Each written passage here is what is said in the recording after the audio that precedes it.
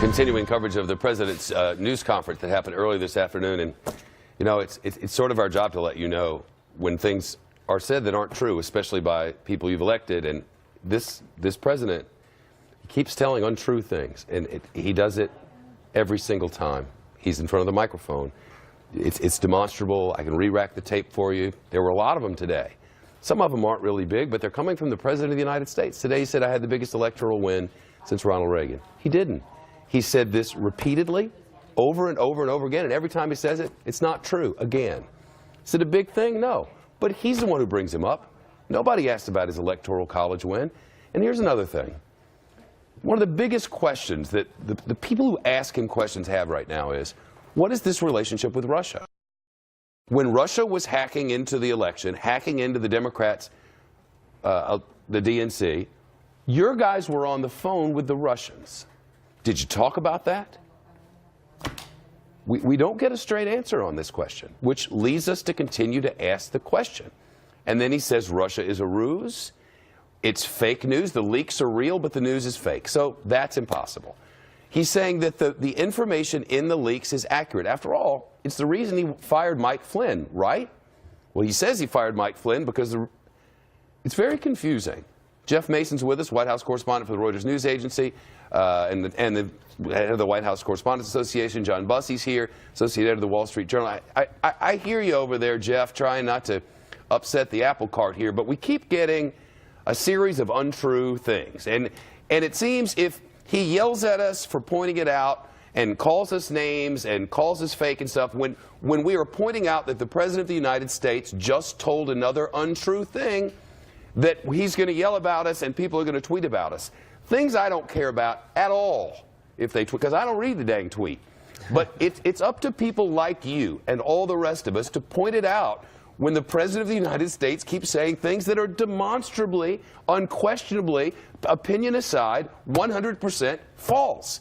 And when he won't answer a question as simple as, the Russians are interfering in our election, this is a demonstrable true thing, your people were on the phone with the Russians, did you talk about the interference at all, and we can't get a straight answer on that, that's bothersome, isn't it?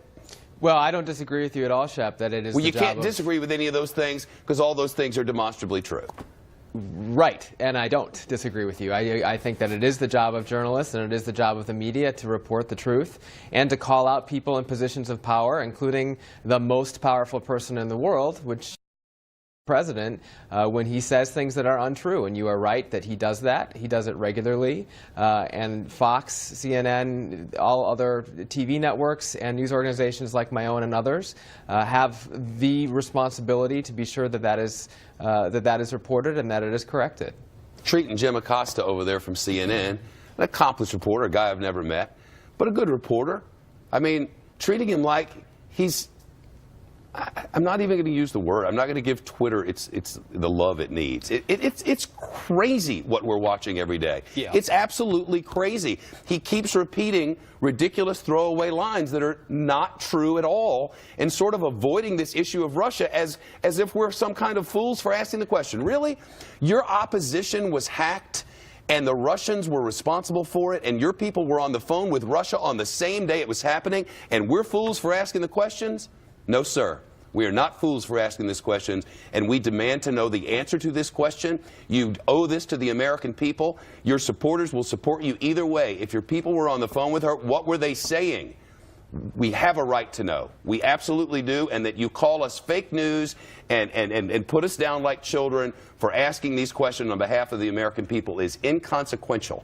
The people deserve that answer, at very least. You know something, I think that the complaints about the news and complaints about news agencies, the Wall Street Journal, the New York Times, you know, Fox, CNN, it's all meant to deflect away from this issue. That's what it's for. Away from this issue.